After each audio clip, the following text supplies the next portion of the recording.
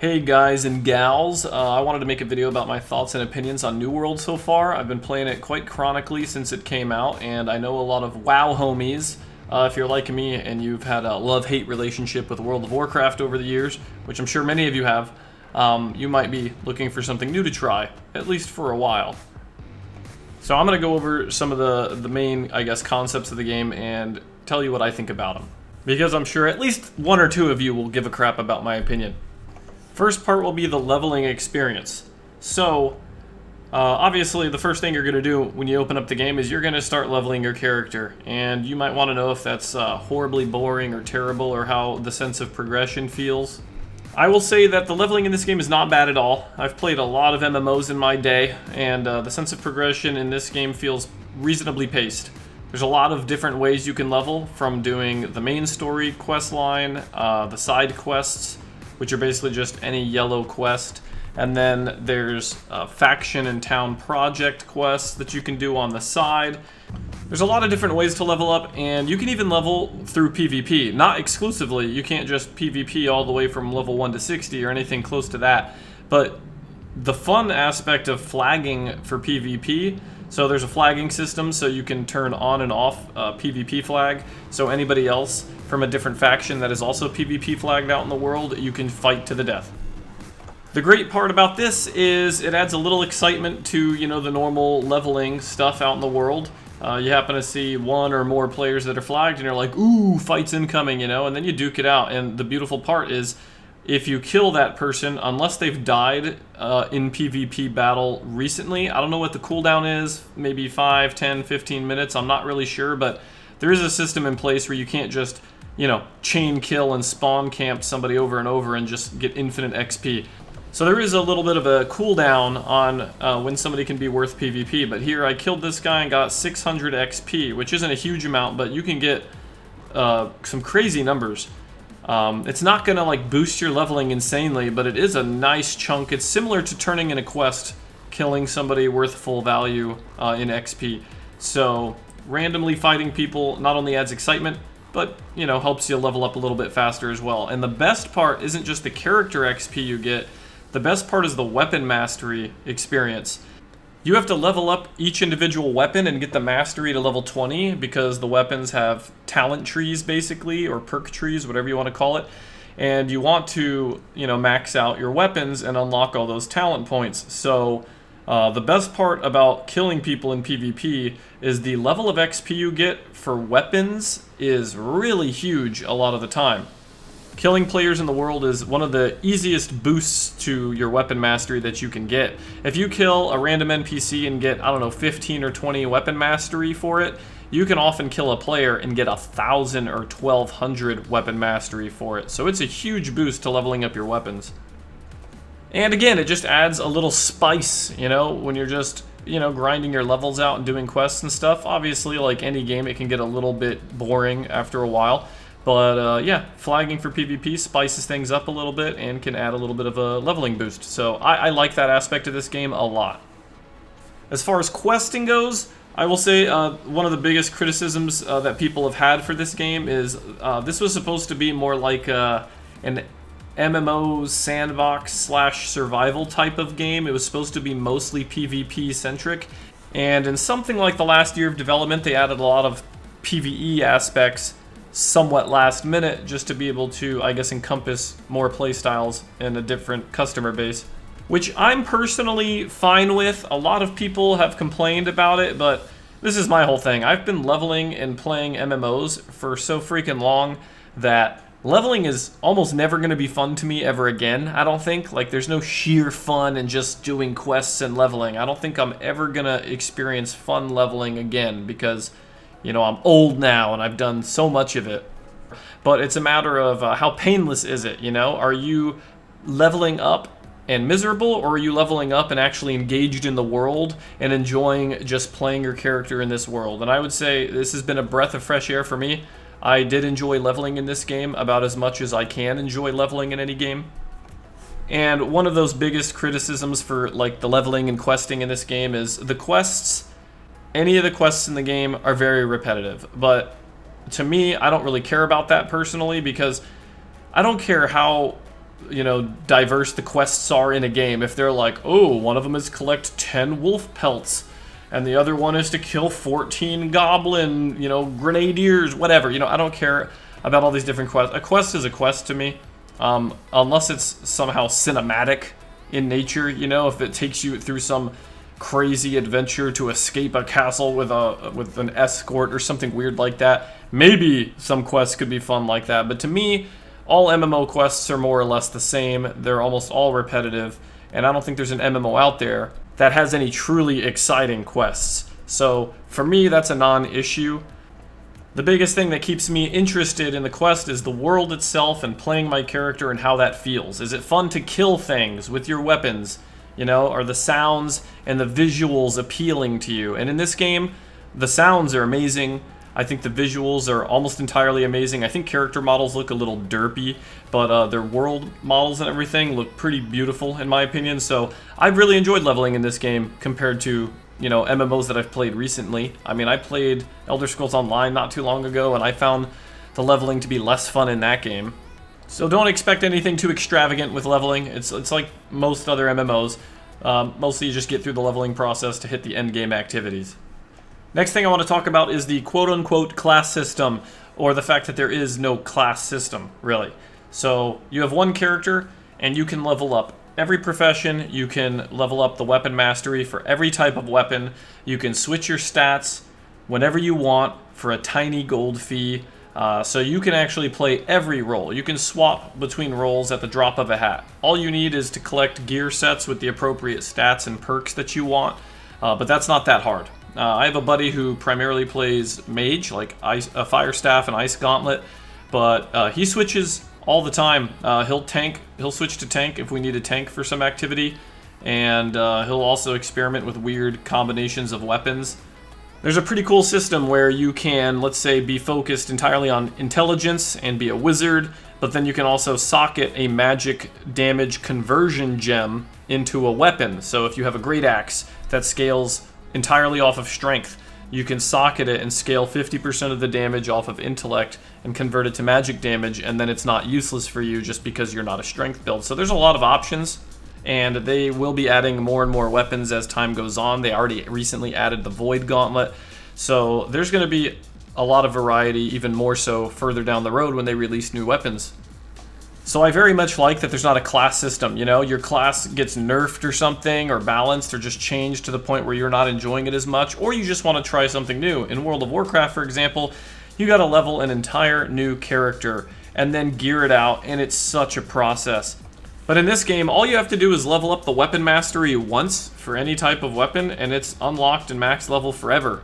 So you can switch whenever you want. All you have to do is switch your stats for a tiny gold fee and switch out your gear set, and you're good to go.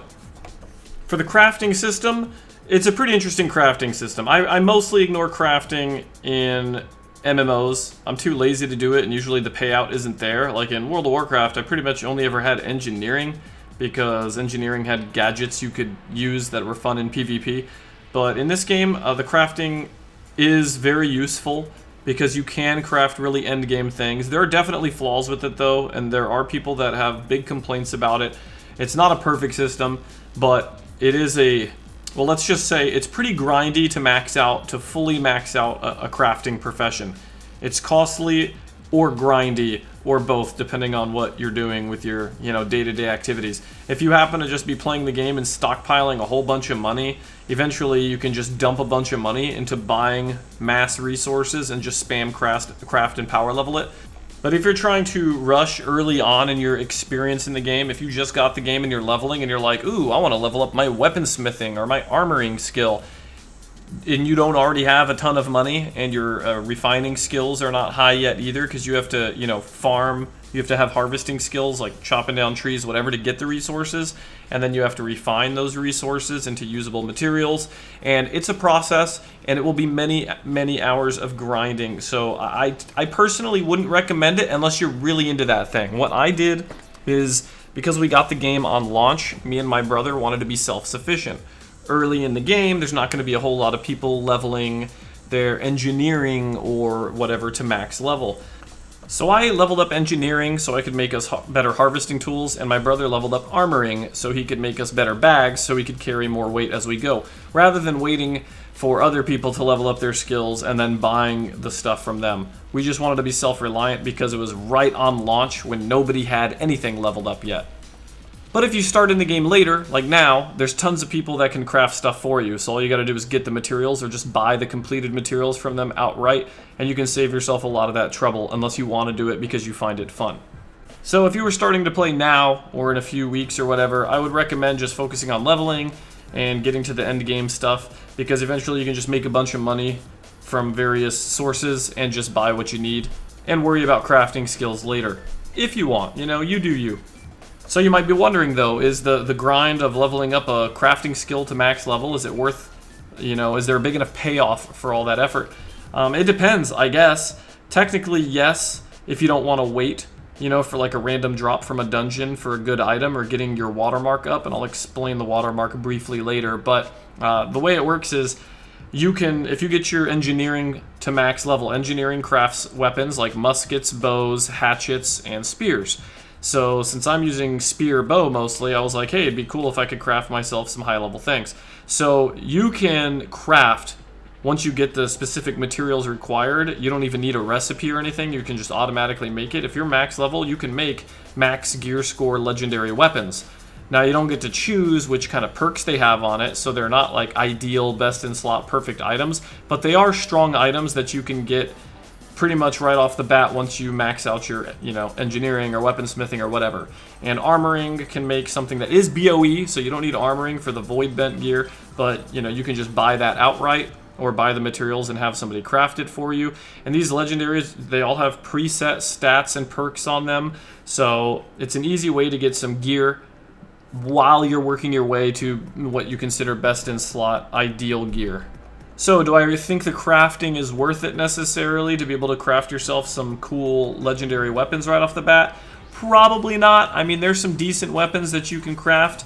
If you want to craft even more ideal weapons, it's kind of a gambling system, because obviously it would be too easy if you could just get your max crafting and then instantly make a best in slot end game legendary weapon. That would just be too easy, right? Especially since you can craft a bunch of BOE things and give them to your homies or sell them, then everybody would just be gearing out instantly in ideal, you know, gear. So the way the crafting works for typical weapons or armor or whatever is you can select one modification, like one specific perk that you want the armor to have or the weapon to have.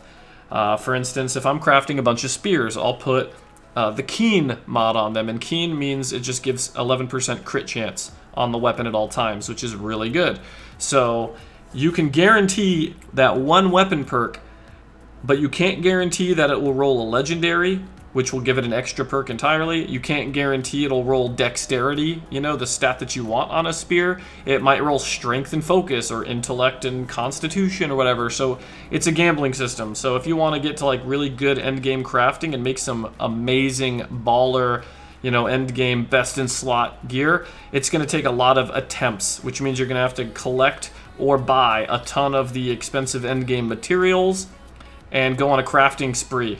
You know, some people call it like a crafting casino night, where you gather tons of materials and then the town, you know, the governor of a town will give a town buff to a certain crafting type to increase the chances of getting a legendary and stuff like that. So it's kind of fun if you like gambling. It's like the old Diablo, you know, buying the mystery items from the vendor and hoping that it just happens to be super good. So I actually did a crafting spree recently. I made like 25 spears, and I got 3 or 4 good spears. Not amazing, but good. One of them was 1 stat roll off of being god tier. I'm actually using it, even though it has the wrong stats, just because the 3 perks on it as a legendary were super good. So I'm using it for now as a temporary. So there is some use to crafting, but I'm not going to pretend crafting is just, you know, some easy street to making the best gear you can possibly get right off the bat. It's not. It's a big time investment, and it's mostly if you're really into it and you enjoy the gambling system of, ooh, I'm going to craft 30 spears and maybe I'll dice roll just the godliest spear you've ever seen, and if you're really lucky, you might. But usually it's easier to just buy a weapon that's good enough for now off the trading post, you know, or just find a weapon yourself that happens to be good and just use that as a temporary and worry about your best in slot mega weapon down the road. Now, I mentioned the Watermark system earlier, and I don't want to get super in-depth with it, but essentially there's a hidden watermark for your character for each type of item. Helmet, gloves, leg slot, every individual weapon, you know, has its own unique watermark attached to your character. So what you want to do is get the watermark up, and the only way to do that is once you're level 60 is when the watermark system really comes into play, and you want to loot chests or kill mobs or bosses from higher level zones. Namely, like high level, like level 63 to 65 elite zones is the best way to get your watermark up. And the reason you want to do this is because your watermark is essentially a scaling process for what gear you can drop. So if you hit level 60, you're going to be getting crappy like 500 to 505 or 510 gear score items initially, but the more drops you get, the faster your gear score will constantly increase to the point where you can start getting legendary max gear score items. So that's a lot of the goal of the end game, is you want to get your watermark up by doing like elite farms where you go to these elite zones and loot high level chests and kill high level monsters in a group. And you just get tons and tons of drops. Sometimes you make good money. You'll find something that you can't use but is super good that you can sell on the trade post to other players. So it's a good way to make money, and there's various other ways to profit from it, but a lot of people's main goal is to get that watermark up. That way when you go into high level dungeons, if you have your watermark of 520, going into a dungeon is kind of crappy because you're going to waste a lot of time in there. If you have a 520 gear score watermark on your spear, sure, you can go through dungeons and upgrade your watermark. You have a high chance in a dungeon to upgrade watermarks per drop, but you can only do so many dungeons because you can only craft the dungeon orbs to get in. It's like a key to the dungeon called a tuning orb. You can only craft a certain amount of them per player per week, so you can't just spam dungeons an infinite amount of times. You know, consider it like a raid lockout in WoW. You can do the dungeons as many times as you want as long as somebody in your group has the key. So spamming dungeons is not the most effective way to increase your watermark, although it is, bosses from dungeons pretty much have like a guarantee increase to watermark on items, so it's a good way to boost your watermark. But again, if you just hit level 60 and you have a really low watermark, it's going to take a lot of dungeons to get up there, and you're not going to be able to find enough keys between you and your friend group more than likely. So most people save their dungeon tuning orbs a lot of the time until their watermark gets decently high, which doesn't take that long. If you're doing the elite farming, it really doesn't take that long. Once you get to around 580 or 590 watermark on the specific slots that you're fishing for, then you hit up those dungeons as much as you can, because now your probability of rolling a perfect best in slot legendary item are much higher. So that's the watermark system in a nutshell. A lot of people hate it and have complaints about it, but I see it as a perfectly fine method of scaling. Every game has a way to scale. You know, in World of Warcraft, you hit level 60, you don't just immediately have the best gear possible. You have to work your way up by doing weekly raids and hoping you get good drops or whatever, you know. So it's an MMO. It's got to have some sort of grind or time sinks, you know, to feel that progression of your character. It's a carrot on a stick, but I accept it for what it is. And I like that in this game I have a lot more control over it as a solo, you know, player. I mean, I don't only play solo, but it's not like you have to have like some good raiding guild to hope to advance your character. You can do a lot by just tagging along with other random people who happen to be doing the same thing. You don't necessarily need a group or, you know, a tightly knit group of friends to do it with. It definitely helps and makes it a lot more fun, but it's not necessary. You see someone advertising, oh, let's, you know, forming a group for Merkguard, you know, and you're like, oh, hey, I want to get my watermark up and get some fat loots over there, I'll join, and then they just invite you and you do it. Now, as for the PvP, probably the most important topic here, right? You guys, anybody subscribed to my channel certainly watches for WoW PvP primarily, so I'm sure you're interested in the PvP. So, I really love the PvP in this game. It is absolutely not flawless. There are plenty of problems. Sometimes the servers, you know, get a little laggy and you'll kind of rubber band a little bit. Sometimes your attacks miss when you think they should hit. But despite all its flaws, I really enjoy it a lot. So I wouldn't be playing the game still with all the bugs and problems that it has if it wasn't for the PvP being as fun as it is. Of course there's imbalance. Of course there's some weapons and builds that are a little too strong and, you know, stuff like that. But ultimately, skill is a big factor because nothing is auto-aimed in this game. There's minor tracking when you're close to somebody. Your character will kind of like slightly track them if you're close enough because it would be nearly impossible to hit people without that.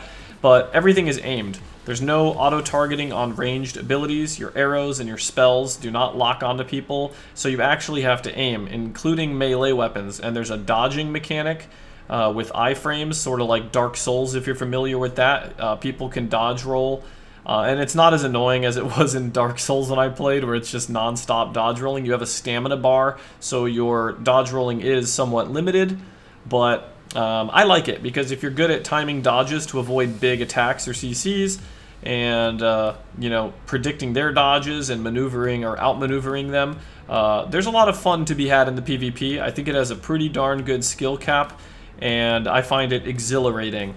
It's a completely different style of PvP from World of Warcraft, but I like it a lot. It's a breath of fresh air. And as I mentioned before, you know, it's not like WoW where you play one class and commit all your time and effort into gearing out this one class and leveling it and everything, only to find that a patch note hits that ruins the fun for you. Then what do you have to do? Go level and gear a whole new character just so you can have fun again? In this game, you only have to level the weapon masteries one single time, and they do not take long to do. Once you're level 60, you can go and do those elite farms that I mentioned for watermark farming and let the huge mob of people you're teamed up with do most of the killing, and you can just have out a weapon that you're leveling, you know, a secondary weapon, and just absorb a bunch of experience with it. So you can level up your weapons pretty quickly, and once you have every weapon type maxed out, you can switch, you know, between any weapon that you want at any time as long as you have a gear set that is appropriate for it. So if you're playing a mage and you don't like a patch that hits, you know, and it makes it less fun for you, or you just get bored and want to try some variety, feel free, you know, you don't have to level up a whole new character. You just make one character and do everything with it that you want. So I really like that aspect about it. And in PvP, if, you know, my favorite weapon ever gets, you know, gutted or nerfed into oblivion where it's not fun anymore, at least I'll have other options, although I hope that never happens. There's various forms of PvP in this game as well. So basically there's world PvP, there's wars, and then there is outpost rush, which is basically battlegrounds, quick action kind of PvP. So you can queue up and fight not only enemy factions, but your own faction. It's kind of a free-for-all system with who gets put on what team. So if you and your buddies all queue up separately for Outpost Rush, you can fight each other. It's not like WoW where it's only Horde queuing into only Alliance. Well, it's more like rated battlegrounds in WoW, I guess, where you can fight either faction. So it's the same here with that. Outpost Rush, there's basically 3 capture points, and there's various other side objectives you can do to get yourself advantages. You can farm some materials and summon big demons to guard your forts and fight enemy players. As you can see, there's walls that you can build that the enemy has to break down, so it slows them from getting inside. There's all sorts of different little side objectives to help you win, but the ultimate goal is to collect enough points and win the game by hitting 1,000 points before they do. And you just go around and fight people over these objectives. It's very fun. I enjoy it a lot. The biggest complaint I have is lag. Sometimes on any given day, there'll be a lot of lag occasionally. It's not super bad lately, but it happens sometimes and it can be frustrating. But ultimately, I really enjoy Outpost Rush. It's a lot of fun to just go around and PvP. And the other types of PvP are world PvP, fighting for territories, or just randomly throughout the world like I showed earlier, where you just are leveling or doing anything flagged in the world. You might come across enemies that are flagged and fight them for fun. Or the primary objectives a lot of the time is for the factions to take territories. So you can go and do PvP quests for your faction in a zone and push your influence points. And once you've pushed influence, you can declare war. So your guild, or as it's known in the game, company, if you do enough of the influence pushing representing your company, then your company or any other company that participated in the push can declare war. And once you declare war, you pick like a time slot sometime in the next day or two, and then everybody knows what time the war is going to happen once it's declared, and then people sign up and they fill their roster and pick who they want. Once the rosters are all set up, everybody gets their food buffs and their honing stones and everything like that, all the power-ups they can, and they just brawl out 50 versus 50, trying to defend or attack capture points and break through the gates, or stop them from breaking through the gates, and that's wars in a nutshell. They're pretty fun. There have been periods since this game has launched where there's a few weeks or maybe a patch hits, and then the wars are super laggy and people start kind of running in place and you don't really know who to attack because everyone's just a mannequin. So there have been periods of that where wars were very frustrating, but as of the most recent patch, the last war I was in was perfectly smooth, buttery smooth 50 on 50, and it was a lot of fun. But all in all, I enjoy the PvP in this game a lot more than WoW as of recent years, and it's definitely a breath of fresh air, and I highly recommend it for the PvP alone. This video has dragged on longer than I wanted. Pretty scatterbrained today, but hope you forgive me and hope this has been informative so far. So the last thing I want to talk about, before I recommend this game to anybody, I have to give a little disclaimer. There are a lot of bugs and exploits that have been on and off hitting the game since launch. It's been a pretty sloppy... I mean, the launch as far as stability and general functionality has been mostly fine, but there have been some pretty devastating bugs and exploits. There was some duping going on, and it's happened multiple times where people find a way to duplicate items and make a bunch of free gold and stuff like that. Which is obviously bad for the game and the economy and stuff. I haven't really seen a negative impact from the duping. It's more so annoying in the sense that you know, the company, you know, the developer will disable the trade post for a few days so they can stop the exploiters from selling stuff until they can figure out how to fix it and get rid of the duped items. So prepare for some frustration with stuff like that if you do get the game. I haven't had a huge problem with it. It's not a big deal, but it is an inconvenience for sure. If you go 3 days without being able to sell items on the trading post, I mean, that hurts, you know? You're like, oh, I have all these items I want to sell and make gold, and they're filling up my bank, but I can't sell them because for the last 3 days the trading post has been deactivated due to those stupid exploiting jackasses. So be prepared for stuff like that. The game is far from perfect. There's plenty of bugs and plenty of exploits. I will say the company has been pretty good about communicating overall and responding and doing a lot of quick fixes on a lot of problems, but a lot of their quick fixes end up causing other bugs. They may fix one bug and then create 2 more. So it's been a little bit of a roller coaster. But despite the numerous bugs and exploit problems that the game has had, I'm still having fun. My siblings are still having fun. We're playing it pretty much every day. So, you know, I can deal with the bugs.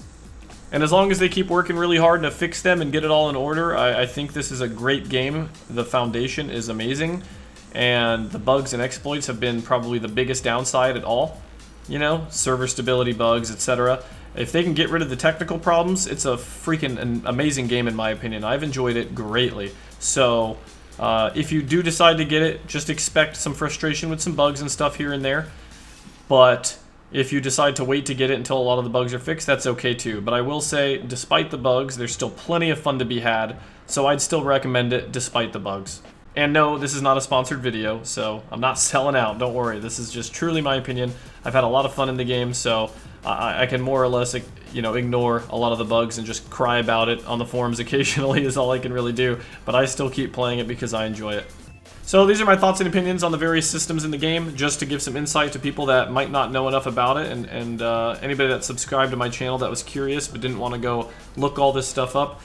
Hopefully this video isn't too obnoxiously long. It's definitely longer than I wanted it to be, but I hope you found it informative and maybe helps you make the decision if you want to get the game or not. So if you made it to the end of this obnoxiously long video, I appreciate you. Thanks for watching as always, and peace out.